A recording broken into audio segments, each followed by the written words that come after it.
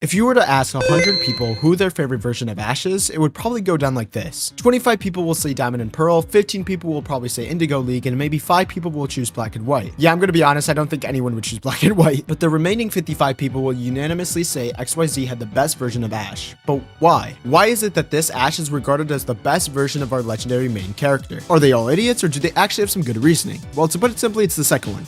For most people, that is. My name is Pokey, and in today's video, we answer the big question. Why was XYZ Ash so popular? So there are two very important reasons as to why XYZ Ash was so popular, and they are essential to truly figure out why people not only prefer XYZ Ash over other versions, but also believe he's just vastly better overall. And then there's a third reason that's a little bit smaller than the other two, but very forgotten among Pokemon fans when they talk about XYZ Ash, so make sure to stick around for that one. But enough of the chit chat, let's start off with likely the biggest reason for why people prefer XYZ Ash over other versions, and that is maturity. So as we all know, Ash doesn't age after every Pokemon series, he just stays a kid forever as the series goes on and on. And no, it's not because he's a god or whatever, but it's because the actual whole Pokemon series takes place all under a year. I know, pretty crazy, right? So when Pokemon XYZ came out, Pokemon fans were shocked to see that Ash changed both visually and mentally. Ash visibly looks a lot older than the previous series of Pokemon. And this change did start way back in Diamond and Pearl, but in this series in particular, he looks a lot like an actual teenager. But I want to make it clear that this is not just an XY thing, but also a Black and White and Diamond and Pearl thing. He looks pretty much the same as in those two series. And not to mention, he acts more like a teenager too. He's much more focused and level-headed, especially at the end of the series. And even with his friends, he has much more common sense and he's not treated like a 5-year-old. It was clear to us that the studio was trying to target a teenage audience. And well, they did. A majority of Pokemon fans very much enjoyed this new take on Ash as a whole. But why was the change so welcomed with open arms? Why were fans so quick to love this new version of Ash? You would think that some people would be a little upset, or at the very least a little hesitant, right? Well, actually not many, and here's why. The Pokemon anime by this time has been airing for more than a decade by now, and just as the anime grew and grew with each series, so did the audience. People who have watched the Pokemon anime since its release back in 1997 are now watching the show in high school. Let that sink in. So it actually makes a lot more sense why fans are so eager to see an older version of Ash. It was because we, the people, are now teenagers ourselves. It makes a lot more sense why the studio took this direction instead of making another childlike version of Ash, because they likely wanted to retain their old audience while still maintaining new viewers. People really like to think that XYZ was this whole crime thriller when it really isn't. You can find tons, and I mean a ton of clips of Ash and his friends in XYZ just goofing off for like an entire episode. People who think Pokemon XY wasn't comedic are just, you know,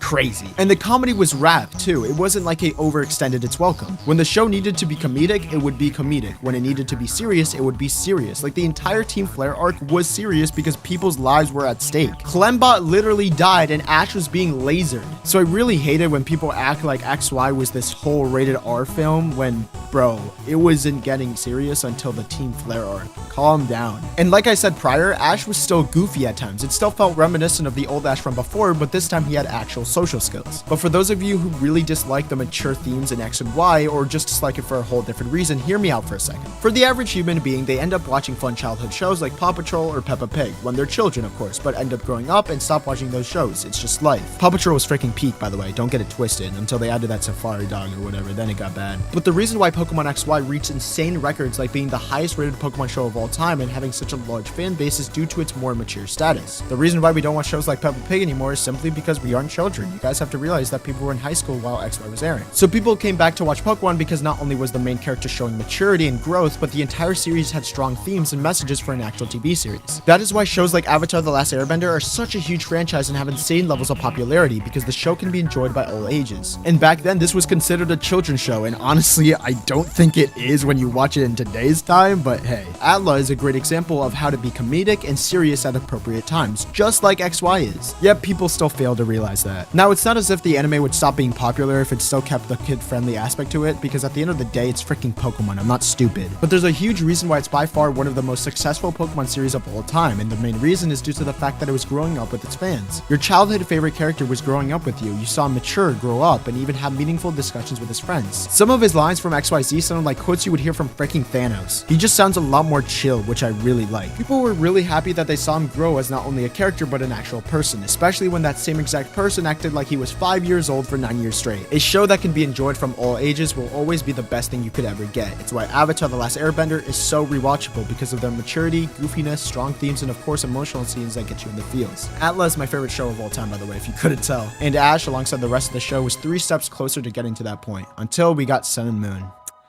Kind of sucks, but it is what it is. Also, I'm not saying Pokemon Sun and Moon sucks before you say anything about that. It's actually my third favorite Pokemon series. I'm just saying as a show, as a actual show, Pokemon XY is so much better, and it's not even close. And not just by Pokemon standards, I mean as an actual good show. But hopefully one day we can see our boy become an actual adult, for frick's sake. I'm not about to be watching this show at 30 years old and see Ash looking like a freaking fetus. But of course that isn't the only reason XYZ Ash was so popular. Another one of the big reasons was due to one certain Pokemon, that being, you guessed it, Ash Greninja. The reason why Greninja is so popular to begin with isn't because of the game, so good heavens no. The reason is because of the anime. The anime showed an incredible amount of development and parallels between Ash and Greninja. It started off as a Froakie who wanted to become strong and Ash who wanted to help him achieve just that. But then down the line, when they discovered a hidden power they had, they became obsessed with it. So much so that Ash lost sight of what was truly important and became depressed because he thought he was letting Greninja down, not knowing that Greninja was feeling that he was letting Ash down. It was this parallel and emotional bond that really made us open our eyes and say, am I really watching a Pokemon series right now? Because these sorts of parallels and tropes aren't something you see every day. And when they finally master that power and unfortunately lose the league, they were not upset in the slightest because they mastered something that nobody else thought was possible. They proved everyone wrong, which was the work of some really good writing, especially from Pokemon standards. This was a huge reason why people loved this version of Ash, because you saw Ash grow from someone who was all about winning to becoming someone who remembered why he loved battling in the first place. Man, I love the show. Now, like I said in the beginning of the video, there was another reason why I believe this version of Ash was so loved by everyone, but it's really overshadowed due to the other reasons I mentioned earlier. But before I say it, I just wanted to say, if you're enjoying yourself right now, could you be like the best person ever by subscribing? It's free and I would really appreciate it, as I'm a pretty small channel and would really love to reach 20,000 subscribers by the end of the year. But thanks for watching the video anyways, and I appreciate it. But the last reason why XYZ Ash was so popular, or at the very least in my opinion, were the relationships he had with the characters. He had lots of sibling energy with Clement, while Serena developed feelings for Ash and even got a kiss at the end. And he really felt like another big brother figure to Bonnie. I felt like the new group really helped complement what the show was trying to go for. And I feel like people really liked the way Ash acted with his friends a lot because of the maturity aspect mentioned prior. But guys, what do you think of XYZ Ash? Do you love him? Do you hate him? Let me know in the comments below, as I do read a lot of my comments. I also wanted to mention I'm creating my own Pokemon horror story parody with the first episode releasing on November 10th. So if you guys are interested, I recommend subbing so you don't forget. But anyways, that's all Yuki wrote, and I'll see you guys next time.